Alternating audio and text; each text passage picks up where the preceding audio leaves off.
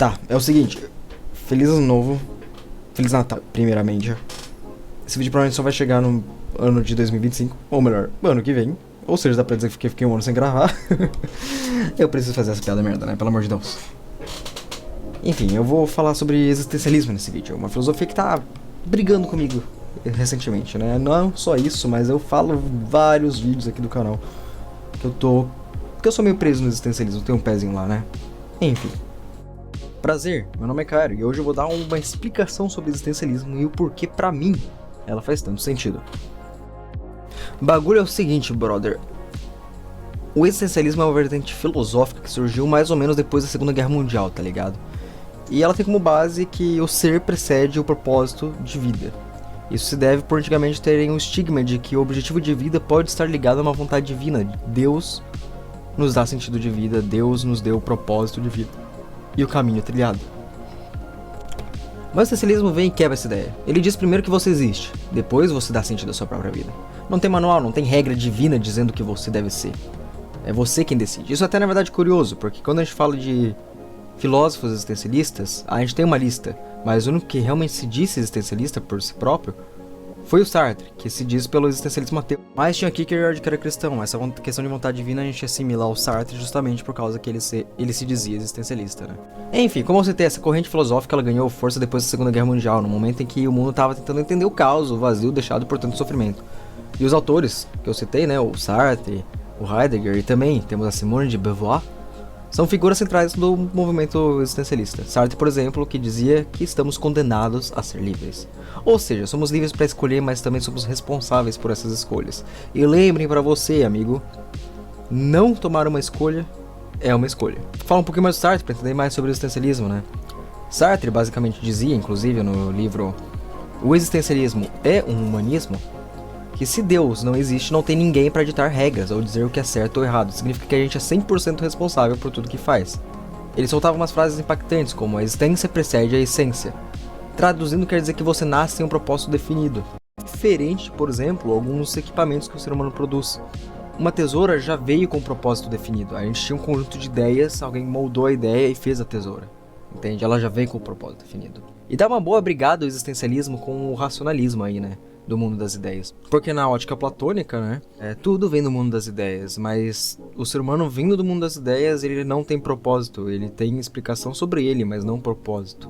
Além da brigada que o existencialismo vai ter também sobre a paixão, que a vida, se a vida tem propósito, né, a nossa vida deve ter propósito, a gente começa a falar sobre uma vida a ser vivida, né. Então a gente fala sobre viver sobre a nossa paixão, coisa que o racionalismo vai repudiar, né. Vai falar que o propósito de vida não deve ser a emoção, e sim a razão. Mas no existencialismo a gente quebra esse paradigma e fala que a razão e a paixão são conjuntos. O Sartre dá uma boa martelada, na verdade, com a essência. Ele não estava lendo o existencialismo, é o humanismo, né? Realmente, ele vai descrever muito que até a criação humana é semelhante a de, até certo ponto, Aristóteles, né? De que um objeto pode ser criado sem querer, com um propósito. E o ser humano é isso, né? A gente não vem com propósito, a gente pode ser criado sem querer, a gente tem uma ideia, uma noção de propósito, mas nada definido, né? Nesse caso, daí, a única coisa que nós temos é potência, como diria o nosso Aristóteles.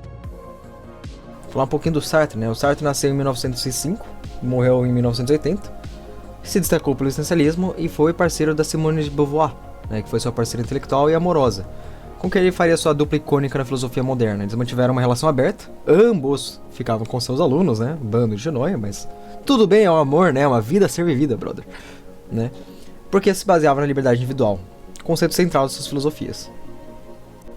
O Sartre, ele, como eu falei, o existencialismo surge depois da Segunda Guerra Mundial, e o Sartre foi capturado na Segunda Guerra Mundial e passou um ano como prisioneiro de guerra.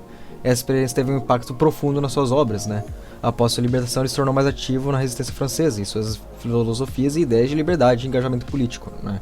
Uma das suas obras mais icônicas é O Ser e o Nada, que trata o denso sobre a liberdade humana, o absurdo e a má-fé, né? A má-fé sendo a ideia de que alguém que tenta fugir da sua liberdade, né, tá se auto-enganando, né? Ele vai repudiar isso. Em 1964, ele vai rejeitar o seu Nobel da Literatura, afirmando que não queria ser institucionalizado ou ligado a qualquer organização que limitasse sua liberdade de pensamento. Eu não sei muito o que sobre isso, né? Sartre sendo Sartre, né? Vesguinho maluco. E agora falando sobre minha visão sobre o existencialismo, né? Eu vou dar uma filosofada, inclusive. Há notícias dos Homo sapiens, nas épocas que eles ainda viviam como hominídeos, morando em cavernas, né? Que eles enterravam os cadáveres dos indivíduos do seu grupo. O que se percebe por isso é a preocupação com a morte e o pós-morte desde nossas eras primitivas.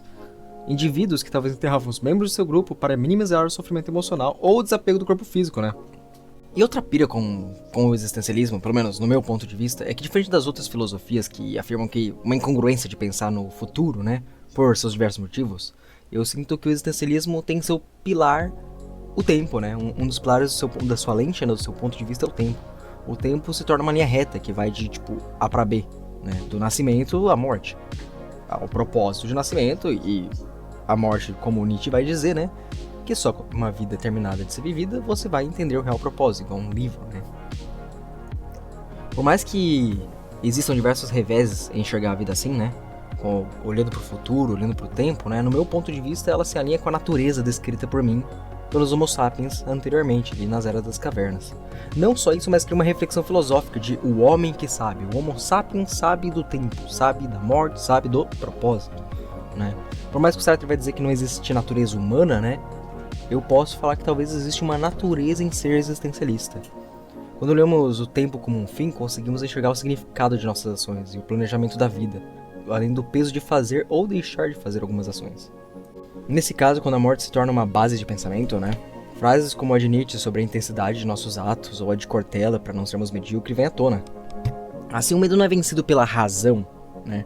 Não é enfrente esse medo para não ter que enfrentar de novo, né? Mas sim, o medo é enfrentado pela vontade de viver. Vergonha não é vencida por um princípio de não mais vivenciá-la, mas sim pela efemeridade da vida.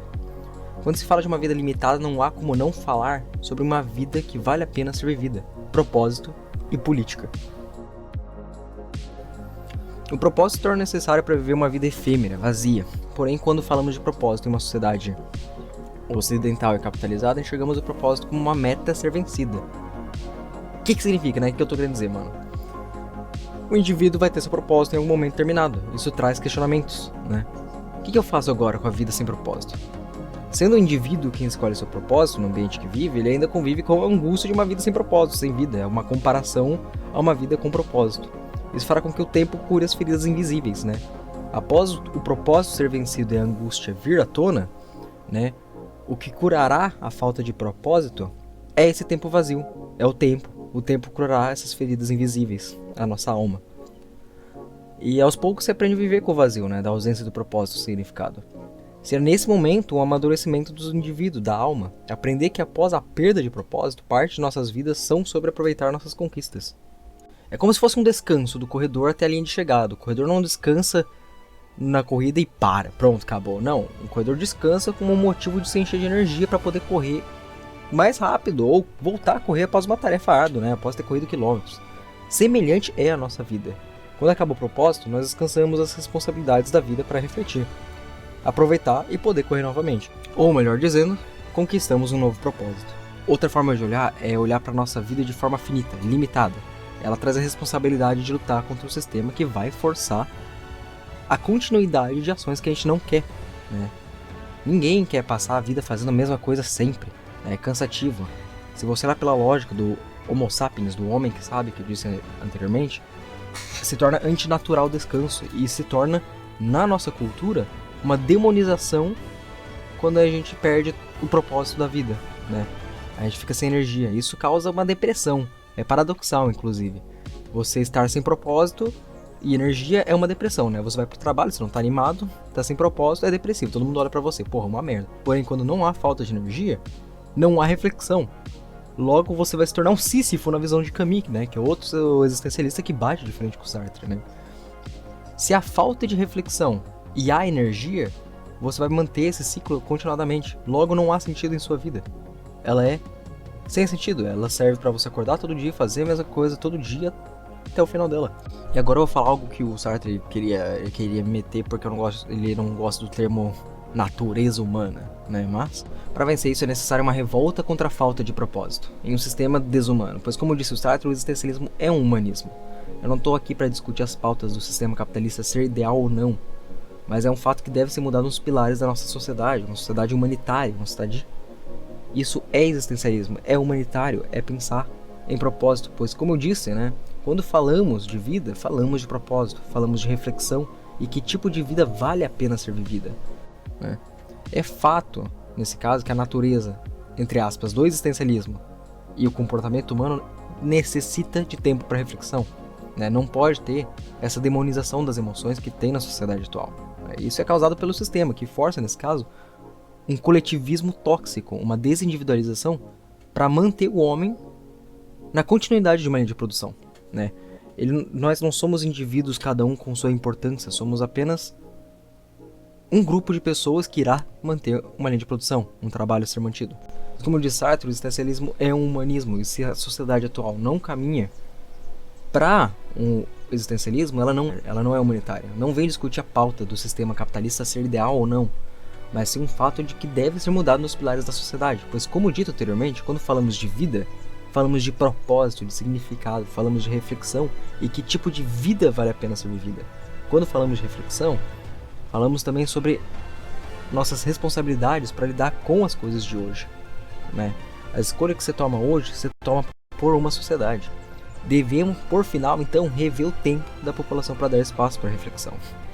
Como disse nosso amado Nietzsche, demore o tempo que for para decidir o que quer da vida, pois depois que decidir não recue por nada, porque o mundo tentará te dissuadir.